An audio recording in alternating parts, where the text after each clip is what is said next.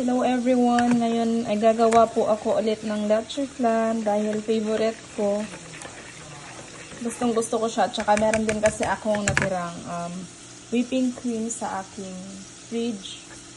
So ayoko kasing masira yun guys dahil malapit na siyang mag-expire. Kaya lulutuin na natin. Gagawin ko na lang siyang pamalit sa evaporada ko. Instead na evap yung gagamitin ko ay whipping cream na lang kasi nga wala po akong evap na available dito sa bahay. Kaya so gumamit po ako dito ng condensed milk, 1 can of condensed milk, and 6 pieces po na egg ang ating gagamitin. Whole egg po yung aking ginamit para ho hindi na po masisira yung ating anong tawag nun? Yung white ng egg natin guys.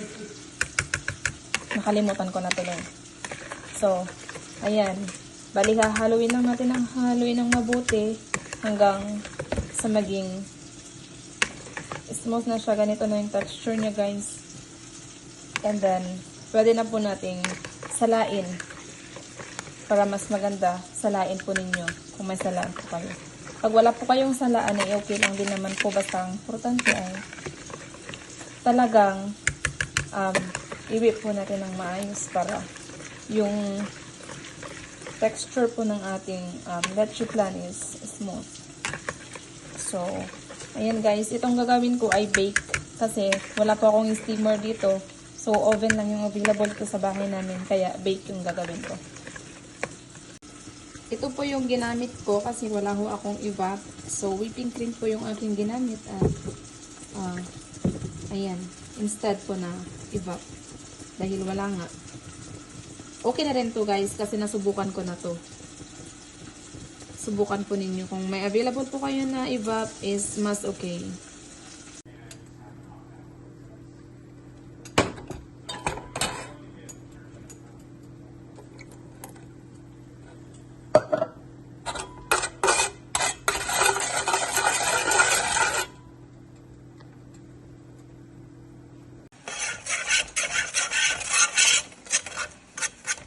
Kaunti lang yung nilagay kong sugar guys kasi ayoko po ng matamis. Sobrang tamis. Ito ay tamang-tama lang sa leche flan na ginawa ko. Ayoko ng sobrang tamis. Katulad ng nakikita po ninyong napakarami. Pulang-pula. Ito ay magiging red din naman. Magiging maganda din naman yung kinalabasan ng ating leche flan. Pero hindi siya ganun katamis. Sakto lang. Ayan. So, nagiging red na siya.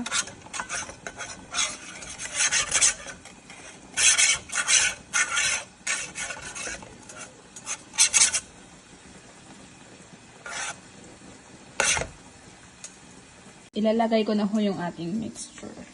Ayan.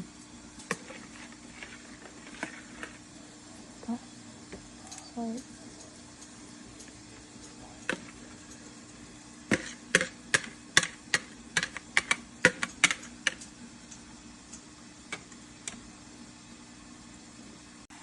Let's bake guys for 40 minutes.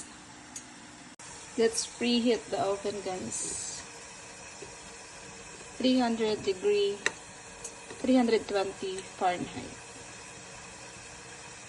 So, yes. That's fine. And nagpakulo na din ako ng water. Dahil kailangan ko po yan sa pag-bake. Makikita po ninyo mamaya kung ano yung gagawin ko. So, yung hot water guys ay pinor ko na dito and then cover lang natin yung ating leche flan. Ready na po yung ating